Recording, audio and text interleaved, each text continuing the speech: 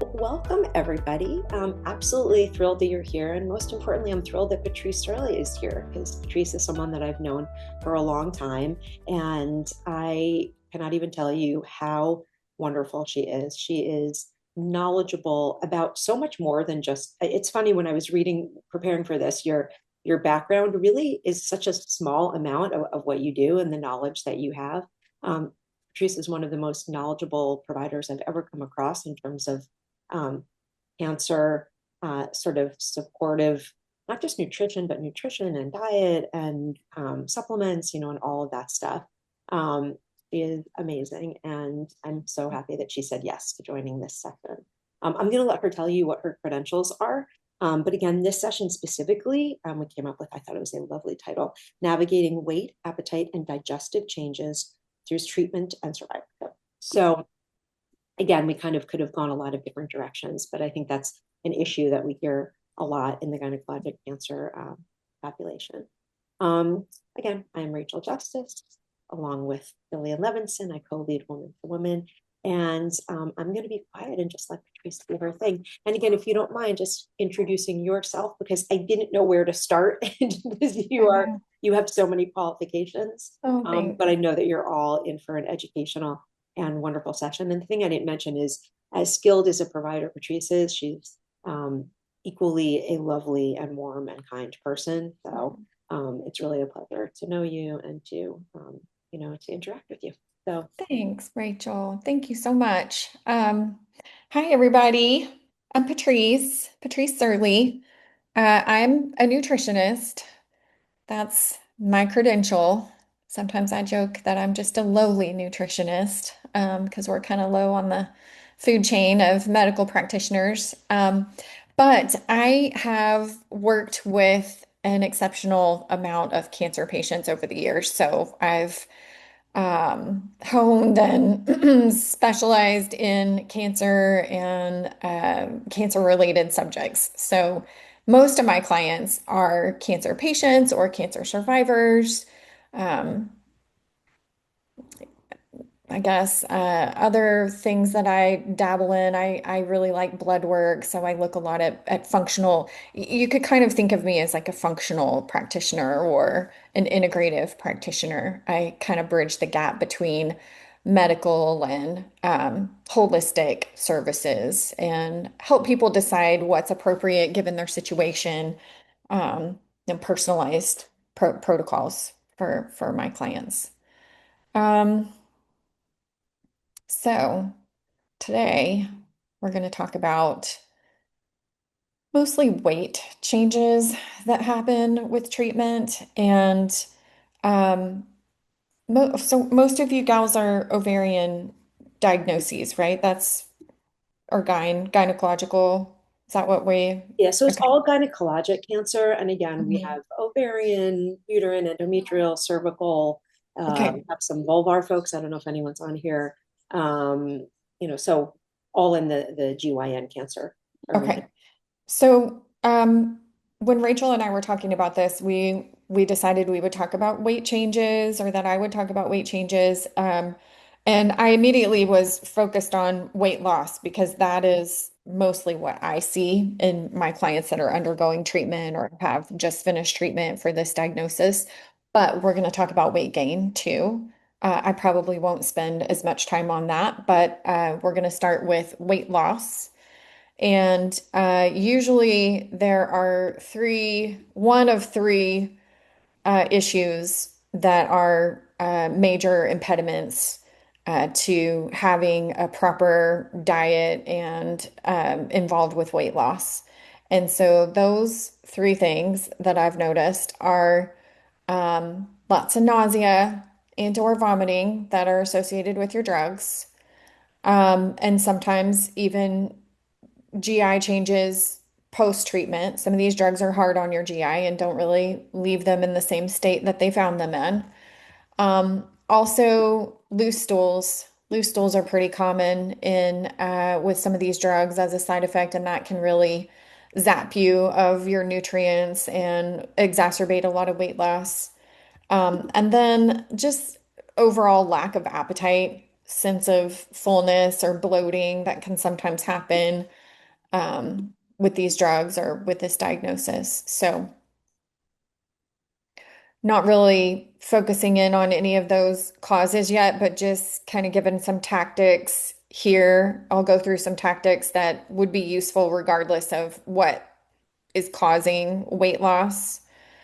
Probably the most important thing here, though, is to make sure, especially if you are dealing with nausea, that your medical team knows about this because there are all kinds of aids that they can provide for you. So if you're having nausea that's not being effectively controlled by medications, you definitely, or pain. Pain can also contribute to weight loss and low appetite.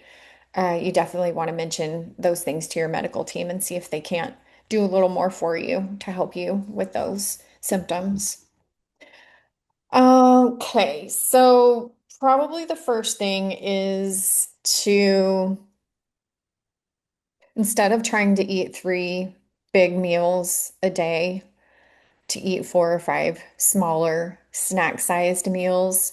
Sometimes it can just be the same thing that you have two or three times, you know. So instead of making two different lunches, for instance, just break your lunch into two smaller portioned sizes, and try to eat five or six small meals a day instead of three big ones. And um, also eat every 2 to 3 hours, even if you're not hungry. Sometimes I tell people to just set an alarm on their phone every 2 hours, take 4 or 5 bites of food. You know, it doesn't have to be large quantities to sustain a person, but um, to not continue losing weight, you definitely have to get the calories in one way or another. That's a given. So, use your smartphone, set an alarm every 2 hours, take 5 or 6 bites of food, try to eat 4 to 5 small meals instead of three big ones. And then focus on increasing calories from your protein foods, proteins and fats, healthy fats. So we're talking here things like eggs, all of your meats, fish, poultry fall into this category. Nuts and seeds and butters made of those. So if you're making a smoothie, you can put a tablespoon of or two of almond butter in your smoothie, and that'll give you a handful of extra calories in the form of fat and protein, which are more stabilizing to your blood sugar and to your weight loss issues. Um, Appetite, low appetite can be helped by a little bit of exercise. So if you know you're going to have lunch around 12:30, go for a walk around 11:45 for 10 or 15 minutes if you can handle that, longer if you can. But a little exercise before a planned meal will really do a lot to stimulate your appetite, get you more in the mood for eating food. Um, I also like to recommend digestive enzymes with meals. This is something that's not so much a, home remedy. It's a product that you'll have to look into getting. A lot of pharmacies stock digestive enzymes. Sometimes they just sell like papaya enzymes, which are pretty mild, but usually compatible with whatever kind of medications that you're on. And you can get into stronger formulations.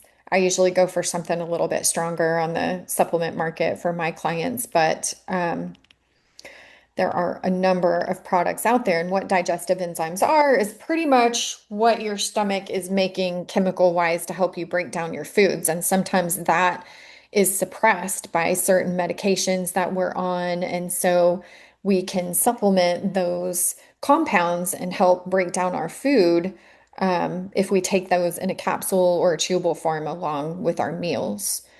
That's probably the only supplement we'll talk about today, but I'm a big believer in digestive enzymes. I recommend them for everyone, actually, pretty much everyone. No one gets out of that recommendation if they come through my practice.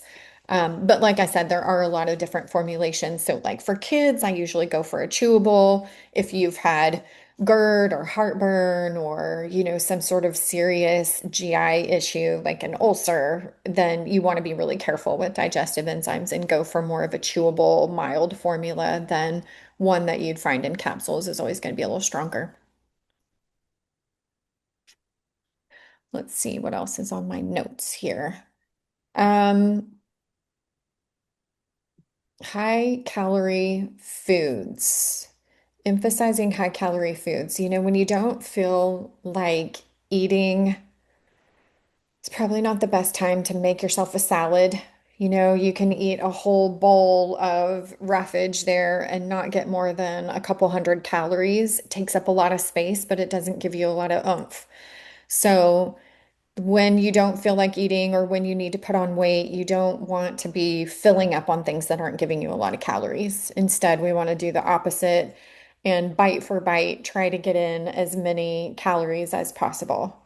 So here's where a little pat of butter on your veggies or a drizzle of olive oil, nut butters are another good one, cheeses, a little splash of cream, little half and half. If you do coffee or tea, a little half and half or a little cream is going to give you, if you put enough in there, it can even give you 100 or 2 calories. So, um, full fat yogurt is another good one, or canned coconut milk, the full fat canned coconut milk, a couple of spoonfuls of that if you're making a stir fry or a sauce of any kind. You can even throw that into a smoothie.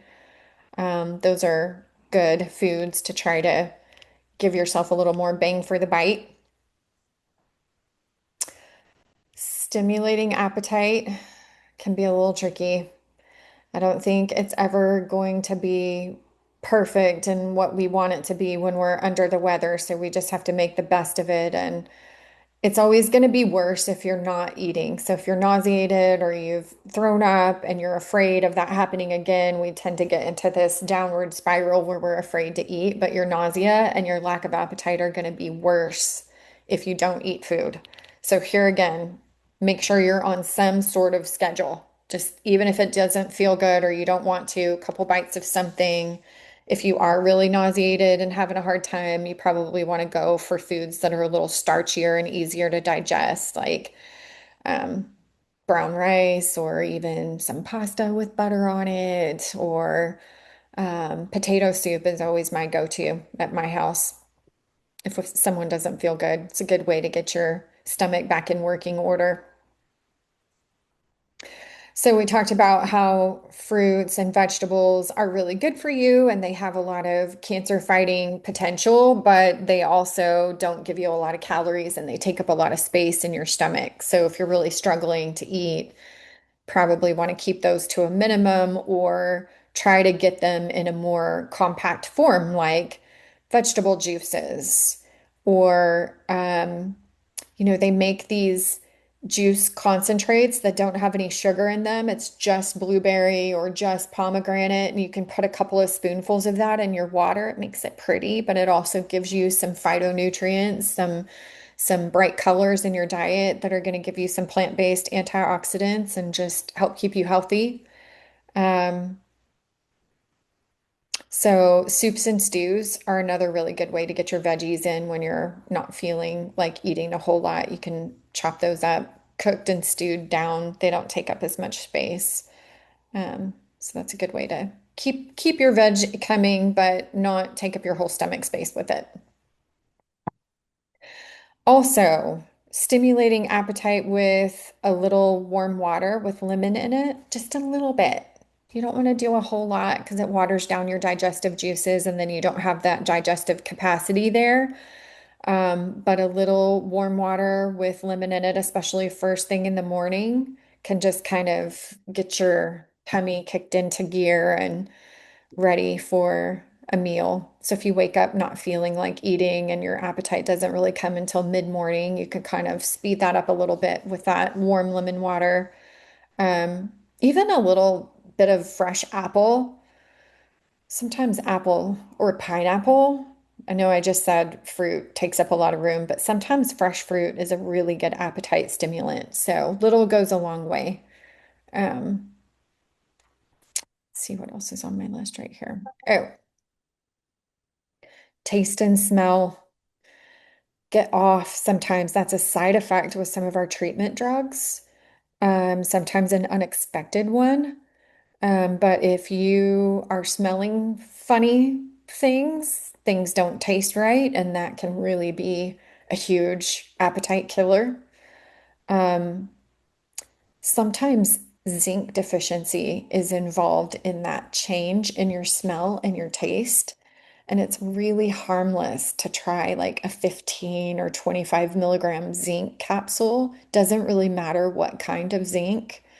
But a little zinc for a week or two can sometimes make a lot of improvements in that funny taste and smell that lingers after treatment. And that can make a big difference. And if things taste better, you're going to want to eat them more. So instead of everything tasting like cardboard, you can accelerate getting that taste back, that sense of taste and smell.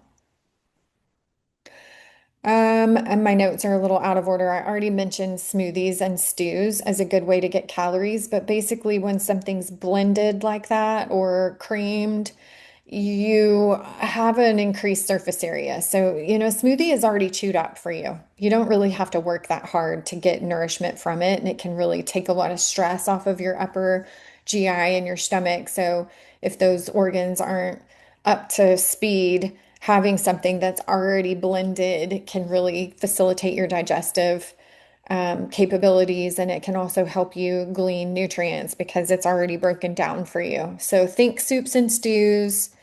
If you're in treatment and someone's asking what they can do for you, have them make you a little pot of soup. You can freeze leftovers, you can reheat it, and it tastes better every time it gets reheated. So those are good foods to have around. Um, Basic smoothie recipe for those of you that are intimidated by that. If you've got a simple blender, it's not hard to do.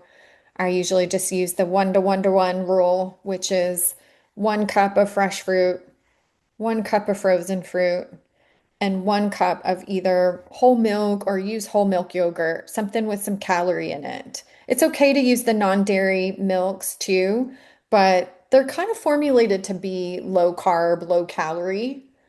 And if you are trying to get your weight back on, you can use those calories. So if you tolerate dairy, it's really going to give you more nourishment, ounce for ounce. Um, or if you are focused on using non-dairy, I really prefer soy. You're going to get a good dose. It's usually 7 grams of protein per serving in a good soy milk, and you can find them unsweetened too. So, um, and then when your smoothie is blended, that's the time when you want to add a good scoop of protein powder. And I prefer whey. I really like unsweetened, unflavored whey. Doesn't taste like much, and you can hide it in a lot of things, either savory or sweet. So that can be another good trick for getting calories on, calories in is getting a good whey protein powder. That also will do a lot to build hemoglobin. So if you're dealing with low blood counts, whey protein can help boost white blood cells and red blood cells. And there are a lot of whey proteins on the market. Um, I don't want to start throwing out a whole bunch of brand information because there's so many good ones. Here's how you tell. You want to look at an ingredient label and only see whey protein on the ingredient list. If it's got sucralose or birthday cake flavor, no, those are not good for you. So I usually recommend Natural Factors brand. They make a small container of just a plain whey protein that's unsweetened. It kind of has a texture and consistency and smell of non-fat milk powder. So if you've ever used that in cooking, you use whey pretty similarly. You can actually put it into oatmeal. You can put it in mashed potatoes. If I'm going to make pancakes for the kids, I always throw a scoop into my mix. And then instead of buying the high protein pancake mixes that are so expensive at the store, I just made my own. So that's a really good um, supplement or protein to have around if you're dealing with low blood counts or low body weight. And then just a quick note about loose stools. I could talk about this for a long time, but I'll spare everyone. We'll do a little Q&A afterwards, and if anybody has some specific questions about health issues, I can throw some tips out there for you. But um, if you've ever had loose stools, number one, you definitely want to bring this up to your doctor because it's probably a side effect of your medication and it can be managed somehow by adjusting the dose of your med, potentially. But if you don't know about the BRAT diet, it's really useful. So BRAT stands for bananas, rice, applesauce, and toast. And we're talking about dry toast. Um, those are the things to gravitate to if you're having loose stools. You definitely don't want to eat a lot of roughage because that's just going to make it worse. So, um, if it's a chronic long-term thing and you're worried about getting your veggies, here again, juices without fiber can be a really good way to do that. And also just knowing the difference between soluble and insoluble fiber foods. So when we tell people to eat fiber, we're usually talking about insoluble fiber, and that's like lettuce and well, what else? Bran has a lot of insoluble fiber, and that's going to act like a broom and speed things up. And if you have loose stools, you really don't need to do that to yourself. So here's where we're going to lean more towards unpeeled apple or cooked apples.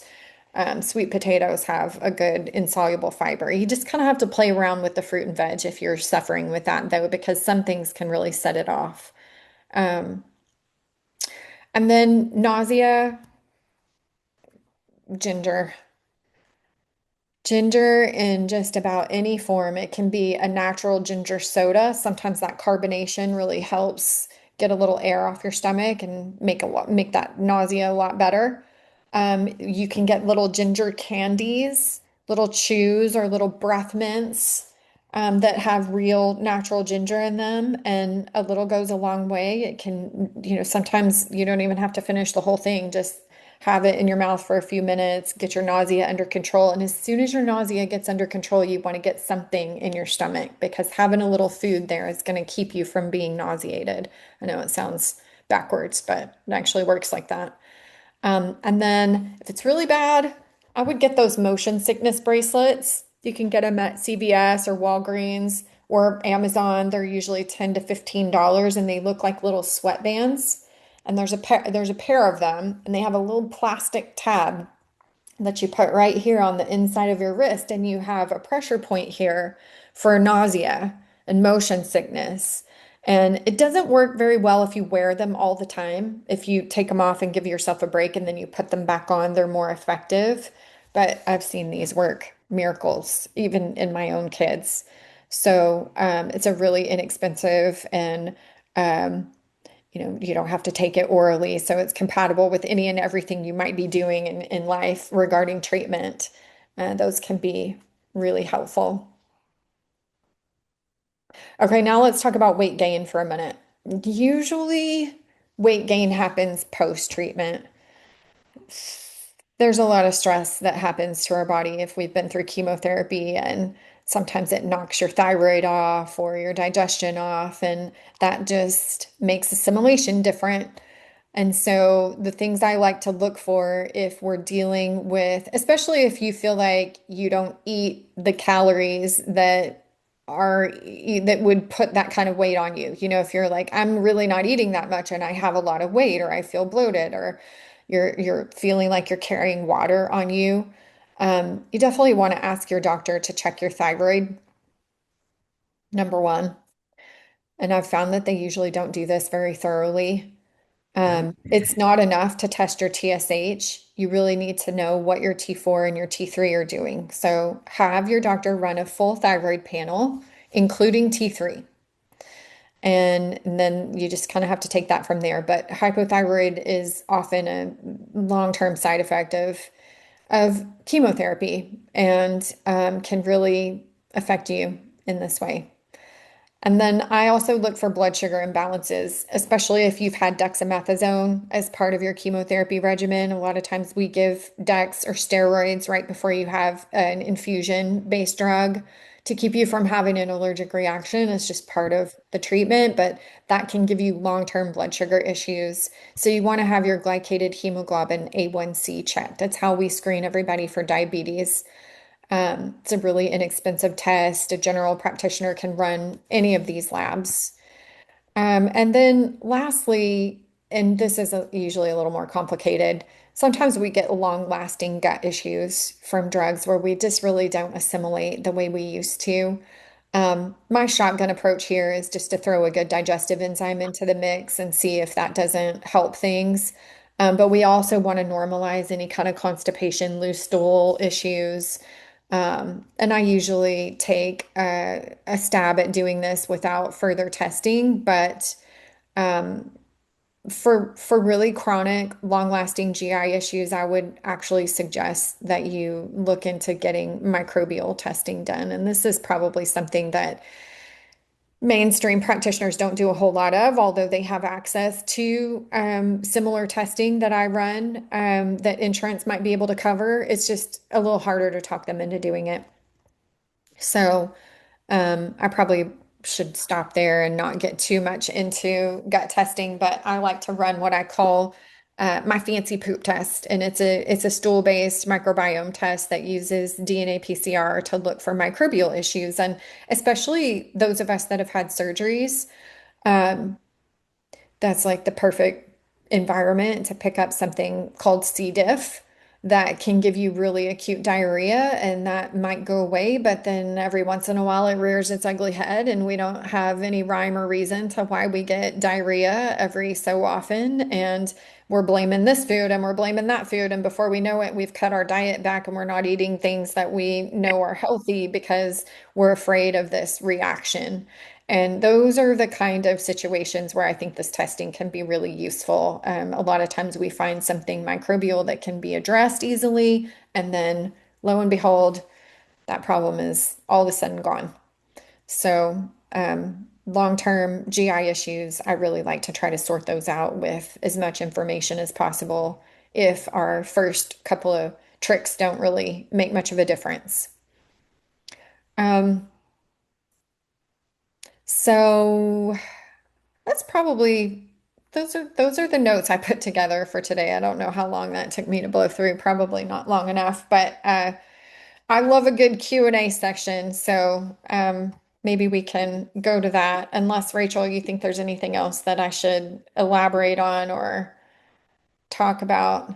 Yeah. No, I think that's really, really helpful. I'm sure people are going to have Okay. questions. There already are some in the chat. I wanted to also just address, I happened to literally within the past hour got a news alert that there's like some sort of new stomach bug, ravaging the New York City area and that it's Yeah. horrible. We already had a whole norovirus, outbreak, things like that. Uh-huh. So I guess what I would say is suppose for our community, if you're able to get things in check and then there's a more acute episode, what is the best way to sort of okay, you do get, norovirus, you do get, whatever this new one is. What's the best way if you're kind of fragile already to stay on Mhm. top of that so it doesn't really, really, really, take you down?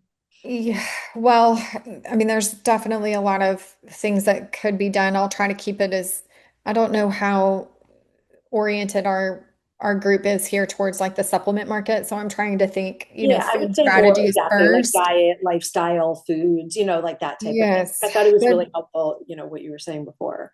but honestly, charcoal in a supplement form can be really useful for like food poisoning or those beginning stages of a stomach bug like that. Um, some people are able to shake those off within 72 hours, but other people, it takes us weeks to get back to normal. And that's usually because it's not the virus still hanging on. There's just an inflammatory reaction that you get in your gut wall that takes longer to rectify. So, things that have gut soothing potential, I mean, you definitely want to damper your diet down. Again, that's not the time to eat a lot of roughage or, a steak. You probably want to go for soups and stews and things that are easier to digest and assimilate. Um, But if you're comfortable using charcoal and you do think you got food poisoning or pick up a stomach bug, I don't like to prolong the charcoal, but take it as the label says for 1 to 3 days at the onset of an illness like that, and it can actually shorten the duration of either food poisoning or a stomach bug. Um, and then depending on the symptoms, it's a lot of the same strategies that we just talked about. You know, if it's loose stools, the brat diet is going to help with the symptoms. Um, Ginger can help with nausea, vomiting, kind of end of things. Um, but it takes time. You know, all of those things take time. Um, However, when you're more vulnerable, the side effects can be more extreme, and that can snowball into something worse, like, you know, extreme dehydration or something like that. So you just want to make sure that if you're going past 3 days of symptoms, that you're in touch with your doctor and that, you know, if things are bad, that you go in and you get some assistance. Even a bag of fluids can do wonders if you're suffering with something like that. So, That's really, um, really helpful. Yeah. You have a couple questions in the chat. yeah, let's Yeah. go to those. So, um, digestive enzymes. I have a couple of go-to products. I usually start with the stronger ones in most of my clients, unless they've just really got some upper GI, either GERD or stomach ulcer history. Is those are the two reasons I would not go this direction. But Now Foods actually makes a really good product called Super Enzymes. Um, It's a blend. It's not real concentrated in anything that's too strong. So I've used this one in children, adults alike. It is a capsule, so you do have to swallow that one. I also like Pure Encapsulations has one called Digestive Enzymes Ultra. That's a good one. They make two Ultra. There's one with HCl and one without. The one with HCl is a little stronger. So if you feel like you're up for something on the stronger end, the Now Food Super Enzymes are probably my favorite. Pure Encapsulations, Digestive Enzymes Ultra would be a backup. If you want to start with something milder, I mentioned that you can find papaya enzymes in most pharmacies. They're pretty readily available. They're not very strong. But they can be helpful. So if you get a little indigestion, you just want to kind of add these in a minor way, that can be a really good place to start. But I usually go for a chewable version of a more a blend of diet. It's pretty much what you would find in capsules. It's just milder in a chewable form. Trying to think of the brands that you would find over the counter. The one I like is more of a professional quality, and I'm not so sure you're going to be able to find it. Actually, Now Foods makes one called Chewy Zymes. Now is everywhere, and they're a really good quality company. Very big, but also very well regulated. So they're chewy zymes, and I think Garden of Eden makes a chewable one too. I can't remember what the name of that one is.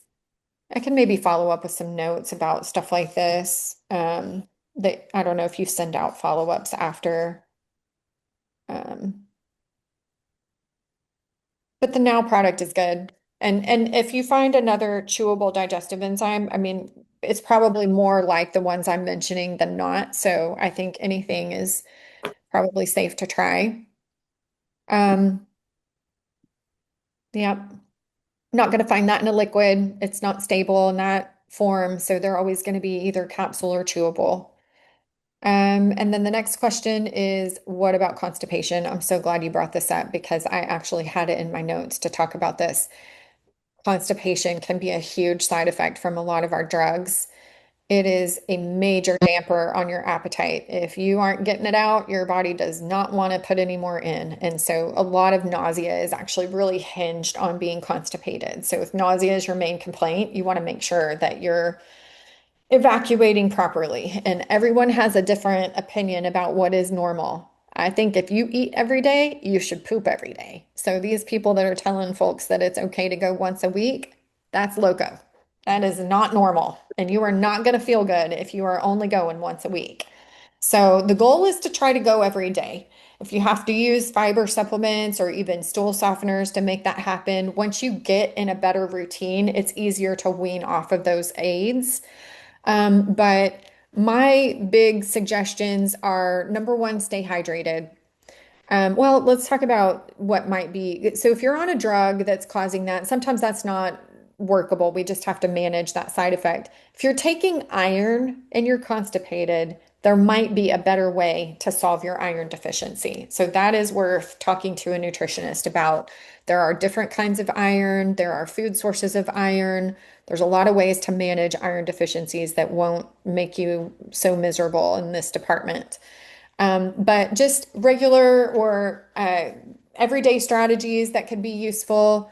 Number one, stay hydrated. Make sure you're drinking. It doesn't have to be water, it just needs to be fluids. Even coffee and tea can be useful for hydrating.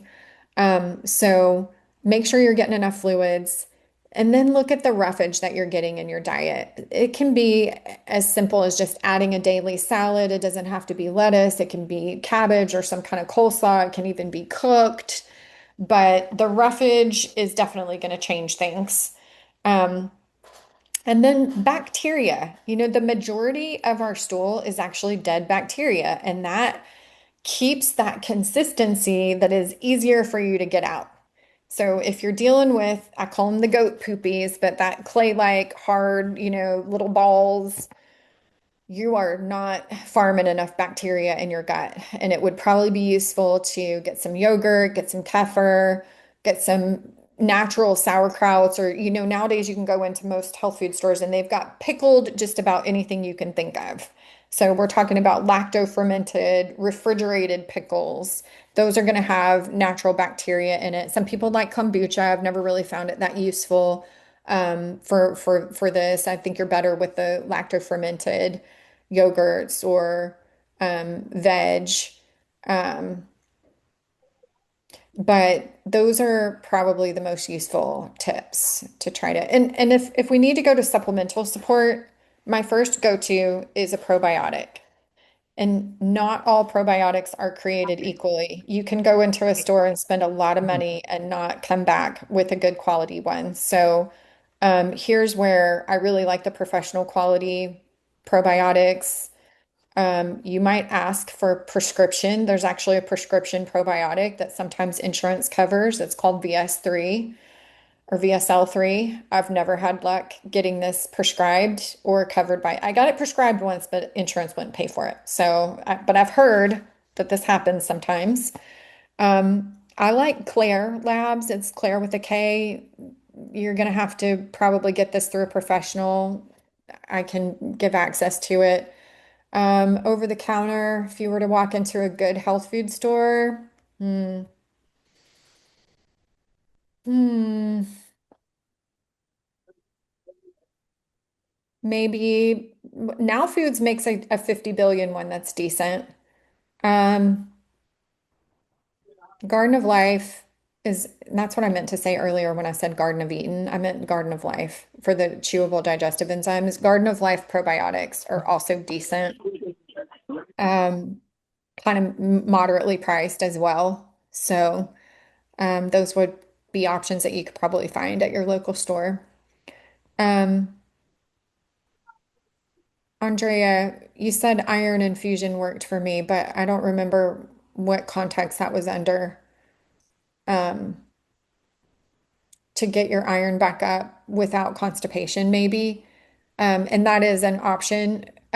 This isn't really something that I planned on talking about right now. And a lot of people do get iron infusions, but I actually just had a client right before you guys that has had a few iron infusions. And what happens is that you build up iron in your body that you're not using.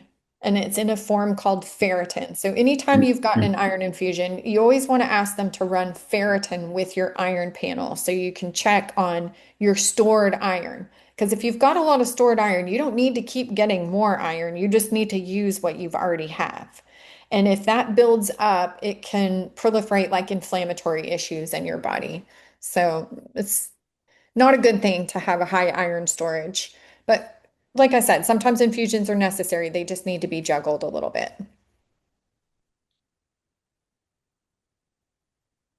And in terms of iron, because I do know that's something that our population struggles with, iron deficiencies. Can Mhm. you just talk about maybe diet, and things people can do without supplementation to get that iron up? Absolutely. So iron and metallic minerals are actually absorbed. It starts in your stomach. So if you've got any kind of stomach distress, you've been on acid blocking meds, chances are you're probably going to be having a hard time grabbing iron from your food, even though you're eating it. But the first thing to do is try to increase the opportunities that your body has to glean iron from food by emphasizing high iron foods. And probably the most obvious is going to be red meats, but let me explain why that is better than spinach. Because there's two kinds of iron in our food. We call it heme and non-heme iron. And heme iron is very similar to the iron that we use to build hemoglobin. So we don't have to work very hard to use that iron. And that's the kind of iron you're going to find in animal foods because they do the same kind of processes to iron to prep it for use in their bodies. And so that saves us a lot of work. Iron from foods is also usable, but you have to bind it with proteins and prepare it a little bit more in order to use it. So it's not as efficient as iron that you would find in steak or liver. And when I have really iron deficient folks, I always like to bring up liver as a really good source or organ meats. And most of us kind of get a little squeamish about that. I know I do, but the industry is making this really easy for us. When I go to my meat counter now, I can get ground beef that's mixed with organ meats, and it doesn't taste funny. It's a little richer than probably a low quality ground beef would be, but it's a really easy way to get liver in if you don't like liver because you will never know it. Well, you know because you put it in there, but you can pretend very easily because it doesn't taste horrible. So, red meats, and some of us think we shouldn't eat red meat that often. If you have low ferritin and low iron, you should probably be aiming for a daily red meat source. It can save you from having to get a transfusion of someone else's blood products. This is a big deal. It's worth the trade-off here. So, and then Okay. digestive enzymes with meals can also really help because you're facilitating that assimilation. Um, there are other tactics like vitamin C actually helps you assimilate iron. So if you have like a little lemon or a little fruit, a citrus with your red meat source, not the best food combo, but it'll work, that can help. I think that's probably more important if you're leaning on vegetarian sources for iron, like if you're eating a lot of spinach salads, for instance, because they're high in iron, having a little lemon with that, or even taking vitamin C if you're on an iron tablet, having the two of those together. There are products out there that combine both so that you don't have to get two different ones. Another little secret trick, and especially if you don't like red meat, this is something to pay attention to. Black strap molasses. It's gotten kind of hard to find. Sometimes it just says molasses on the label, but it's actually blackstrap. So what blackstrap molasses is, when they make molasses, it's cane that's cooked down the juice into a syrup. And at the very end of that process, they let it settle out. And all of the particulate falls to the bottom of the vat, and then they siphon off that nice clear molasses off the top. And that's what we use for candy and culinary stuff. But the bottom little dark stripe is what they call the black stripe or the black strap in the South. So we call it black strap molasses, and it's very iron rich. It kind of tastes like burnt toast if you've never had it before. It's inexpensive. A midwife actually taught me this trick years ago. You to get a couple of tablespoons, and I like to dissolve it in a little warm water, just because if you take it on a spoon, it's very thick and it sticks on your teeth, and it's like burnt toast tasting. It's not great. It's not horrible, but it's not great. So I dissolve it in a little bit of warm water and just take it really quickly. Um, And you can do that 2, 3 times a day if you want to. And especially for people that have tried iron supplements, they don't set well, they upset their GI, constipation, gut ache, whatever. Try this blackstrap molasses. It's really usable, easy on the tummy, and it'll probably bump your iron level up pretty efficiently. I have really good luck with it with my clients. So you can get that on Amazon if you don't want to look around at your store. No- Another question I'm wondering is about menopause. A lot of our patients go into forced menopause because they have Hmm. hysterectomies. Hmm. Those that don't, at some point, obviously need to deal with menopause. So I'm wondering if you could also talk about menopause, as it's such a kind of hot topic right now, anyway. But as Yeah. related to you know uh, weight changes, and I would say not just weight changes, but body changes. Also, Hmm. and I know a lot of people, say they end up carrying weight differently than they did before and all that. So, Right. Yeah, that whether it's forced from treatment or whether it's natural, menopause causes a lot of those changes for us. It's something that's a little controversial, just given the Gyn cancer diagnoses. Um, it's not even very common to address potential hormone sensitivity in these cancers. Like we automatically do it with breast, but with ovarian, we've kind of assumed that there's no estrogen sensitivity there until recently. And I've seen it tested for more often now, but it's usually at a recurrence, not usually with the first diagnosis. So it's still not getting the attention that it needs. And not too long ago, I heard a news blip about hormone replacement therapy. And the question that was asked that made me cringe was, should women with breast cancer history, is it safe to be on hormone replacement therapy? And instead of us having a unanimous answer from our medical authorities, it is left to the doctor to decide whether he thinks that's appropriate for you or not, which I don't, that's not based on what the research says about safety. That's based on what he thinks is safe for you or not. And that makes me feel a little uneasy. I think hormone replacement therapy is potentially very dangerous for anyone that's had a gynecological cancer, and that is not proven yet. And some would say it's a little controversial.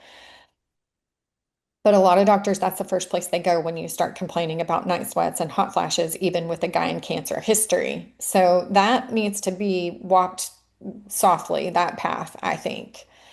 There have been some really good studies using magnesium to curb those symptoms. And this is effective. I've actually taken magnesium every day for multiple years now for this very reason. And it did work for me. It's not 100% foolproof. I still get some breakthrough night sweats, hot flashes now and then, but 95% improvement from where we were when we first started this journey. The study used 600 milligrams to start with, which is kind of a lot of magnesium. And if you're prone to loose stools, you might have to ease into a dose like that. I usually take between 300 and 400. Mine is a powder, and I just use a little scoop and I mound it. So somewhere around 350. And I don't have any problems with that. I get the natural calm in the powder. It comes in different flavors. It's been around for years. Um, but the study in the women that did not respond, so they didn't have improvement of their symptoms with that dose, they doubled it. So they had those gals on 1,200 milligrams of magnesium. I'm pretty sure they did it twice a day. I can't actually remember if they did it all at one time or twice a day. Doesn't really matter as long as it's not giving you the poops. But magnesium is not estrogenic. It doesn't increase the estrogen level in your body. It helps these symptoms in another way. And so it's safe to try. It's also not something that's going to have a lot of interaction potential with any of your meds, but it's always good to try to keep, if you take a medication every night, you want to try to keep like a 20 to 30-minute buffer with your supplements and your meds if possible. You can talk to your pharmacist about that too. It's usually not necessary, but if you're not sure and you haven't talked to anybody yet, it's a good idea to just kind of keep things separated. A little buffer is all you need.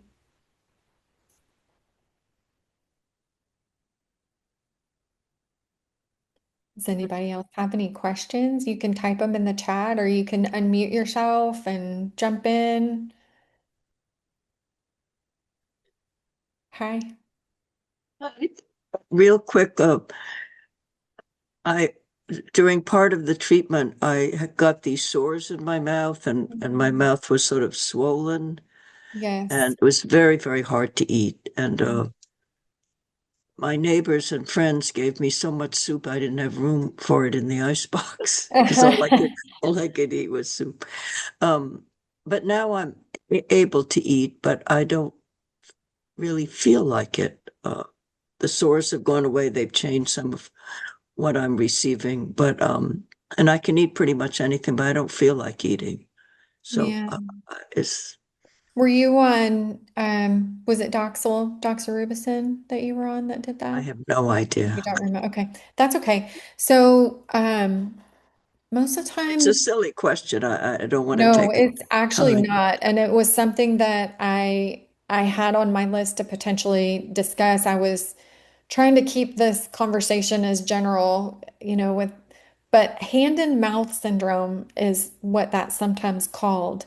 And sometimes you even get little sores on the palms and soles of your feet too with that. And when you've got sores in your mouth from a drug, you probably have a similar stress throughout your entire intestine. And it takes a while to heal from that. Even after those sores go away, your gut lining is a little sore after that. So some of the strategies I mentioned, like getting a good chewable digestive enzyme, if you've got a chewable, you can take it even a few minutes before you eat, and it kind of helps wet your whistle a little bit. Um, but if we were to have talked when you were experiencing that, I probably would have had you get some glutamine powder. It's an amino acid that they sell in a crystalline form, and you can dissolve it in water and swish it in your mouth. And they've actually done studies with patients with this and shown that it can be prevented if they use the swish ahead of the symptom occurring. So if that's a known side effect of a drug that you've got on your agenda, you can start this prophylactically, but it will also help it heal up faster. I'm not so sure I would jump to that right now if you don't have any mouth sores anymore. It's something I use kind of short term. I don't like to use it forever. But a good digestive enzyme might do a little bit to stimulate your appetite and it would help you break your food down better. So, foods would make you less uncomfortable potentially. It can help cut down with like bloating and gas that comes from eating foods that you're not digesting well. Can I add to that? Hi, yeah. I also suffered from the sores in my mouth as well, Lucy. And what I was given by my doctor was Valtrex, is a prescribed drug that they give you, and it helped. Okay, so the premise behind that, and that's actually a really good point. Um, Okay, so one of the things that people really like to talk to me about is called repurposed medicines. And what that means is that, well, let's use Valtrex as an example. Valtrex is an anti-herpes drug. So a lot of times mouth sores are maybe not caused by a viral infection, but they're exacerbated by a viral infection. And it's usually herpes simplex 1 or 2, the same thing that causes cold sores or fever blisters. So dentists are really familiar with prescribing Valtrex for mouth sores. It doesn't always work when it's from chemotherapy, but I'm glad it worked for you. Um, so, um, Valtrex, and we're not really sure why, but there's been several situations where they added Valtrex to standard of care and showed that it actually improved survival. And probably it's working because it helps prevent some of these secondary infections that can cause complications. But those viruses are always with us. They never leave us. And they talk down to your immune system all the time, even if they're not rearing their ugly heads and making us sore. And so having something like Valtrex puts a damper on them and they're less active and they're less interfering with your Mhm. T cell function. So you're less likely to get a lot of infections when you're suppressing that invisible burden. Um, that's It actually helps. fun. I get Yeah. them even when I get sick. If I get any kind of illness, a flu, whatever, I get sores. I get them in my mouth. I get them on my nose. I get them on my lips. And the Valtrex really helps. I do too, and I keep a prescription of Valtrex around for that very reason. Mm-hmm. But in between that, I also like to take lysine. It's really Mm-hmm. inexpensive and it can be a Yes. really good inhibitor for those kinds of sores. It Mm-hmm. doesn't take much, and if you take too much, it can cause loose stools, which is really good if you're constipated. You can kind of Yeah. overdo it on purpose, you know? But I buy it in a powder. It dissolves. It has a little bit of a funny taste, but the pills are usually huge. Yes. So I get it in a powder and I just throw a little bit in my water, or my tea. It only takes about a teaspoon to get about 1,000 milligrams. So about 1,000 milligrams of lysine a day is a good amount to deter that. Um, good points there. You also might remember if you're getting like multiple and you feel like it's upsetting your upper GI to try that glutamine. It's really cheap and it also dissolves in water and you can kind of sip it in between your meals. It doesn't take much. I think a teaspoon is 5 grams or 5,000 milligrams. So I usually just have somebody put that in like a whole glass of water and do it in between their meals just once a day. But that can really help with that. If it's especially if it's on the palms of your hands too, if it's from drugs, like it's Mm. causing neuropathy, glutamine can help with that. Are you still in treatment, Nancy? No, Good. but I still unfortunately get them. But Hmm. throughout my whole treatment, I was taking Valtrex. Yeah.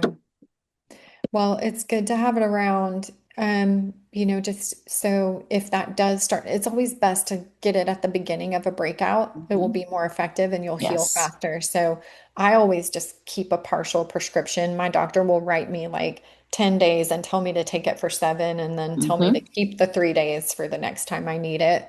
Yeah, So I don't know if he's supposed to do that, but that's what he does. I do. I have mine also. Whenever I finish it, I always have to call my doctor to get a Hmm. prescription. Hmm. Yeah. But it lives Well, here with me. it's a good solution. Let's see. Do I have access to my chart if I schedule an appointment with you? So I really do like labs and records, and a lot of people want to go over their records with me. There's a couple of ways to share your my chart without giving out your password. And most of them have a share everywhere feature where you can just register a person. I don't know exactly what it looks like on your end, but you send me an email invite and then I have to like put in a code or my birthday or something like that. And then I can log in as a guest. Um, if you're a little more tech savvy, when we get on a Zoom call together, you can log into your portal and share your screen. And then that way we're both in there together. I mean, you're in control, but I can tell you, okay, go click on this or look at this. And it's nice to be able to look at it together. I can show you where certain things are found, or we can look at your history really easily if we want to. So I am really big on blood work. I do like to have access to that. I don't need it ahead of an appointment though. We can do it in real time. Um, so hopefully that answered your question. I do have a lot of clients that just give me their login and that's what's easiest for them. And you can keep a third party verification on there so that if I'm logging in, you have to give me an access code and that keeps you from having anyone log in if you don't know about it. But I only go if people ask me to. I don't log in just for fun. Although I Um, do think it's kind of fun. um, like Nancy Drew of nutrition and blood work. Yeah, Um, but blood work, that's like a mystery, and there's so many things you can tell just from simple blood work that, give you an inside look into your body. And they're running it all the time anyway. So I like to start with what people have already had done. Not everyone has been to, a more functional or integratively minded practitioner. And so you might not have your vitamin D or your thyroid or any of those things. But I always make a list of labs to try to get, and we work that through insurance if possible, through your primary or through your oncologist if they're willing to run labs. So, Thank you. yeah, Appreciate it. you're welcome. Thank you so much. Patrice, this was wonderful. I need to make a couple caveats here at the end. Obviously, please, everyone, before you start, anything new, even if it's just a supplement that seems benign, please just run it by your medical team. Yes. Again, everyone's situation is individual, and while most of this is harmless, we just want to make sure your teams are all on board with this. So I just need to say that. And also, don't give anyone your my chart information. Yeah. I just need to throw that in there. Yeah, you're not supposed to do that. It's being recorded, exactly. But I want to say thank you so much. Again, as you can tell, Patrice is so incredibly knowledgeable about. I mean, this was just one tiny slice. When we decided, we wanted her to do a session, we could have gone so many different directions. But because this is something we hear so much about, kind of the weight and appetite and digestion and all of that, we thought that it would have a lot of widespread appeal, which it did. And again, her knowledge is, encyclopedic, about any topic. So I'm so glad that you joined our community, and thank you so much for sharing your vast knowledge, your passion. And again, she does it in such a kind of gentle way, that it doesn't feel like it's, take this, you must take this, this is the right thing. I think it's, just lovely that you partner with everyone, and kind of make people realize that there are a lot of choices they have to make and help guide them. So Thank you. it was, I always say if I'm making a suggestion that doesn't work for a person, I'm not really helping them. So I like to get that kind of feedback. There's a number of ways to solve problems. So if one of my tricks isn't working, we'll just try a different one. But yeah. love that. And I think it's also it's a very hopeful way of, approaching any sort of issue that you might be having, okay, here's, the first tier, the second tier, the third tier, and kind of the idea of, you can tackle it from supplements or from diet or from lifestyle. And I think that that's very empowering, especially when you're dealing with some of these really frustrating issues. So Yeah, thank sometimes you. the answer is really simple. It doesn't have to be complicated. I try to Mhm. start there first and, just meet a person where they're able to take action. We'll get things done. It's amazing. Well, it So was a good. pleasure spending this past hour with everybody. Most importantly, a huge thank you for, to Patrice for taking the time out of Pleasure. her schedule. She's very busy with clients, and I'm so glad you were able to take the time and do this. And Oh, thanks for having me. Anytime. I always enjoy meeting new people and getting to talk about the things I like to talk about. So I'm always glad to share. saying thank Thank you, you. everybody. And if anyone, some of you had mentioned you wanted, to get either additional information or something from Patrice, stuff that you mentioned here, just reach out to me and I can connect you directly, or you can look on her website as well, and if you want to contact her, she was generous I about would love that. I would love to hear from everyone. that. Thank you, everybody.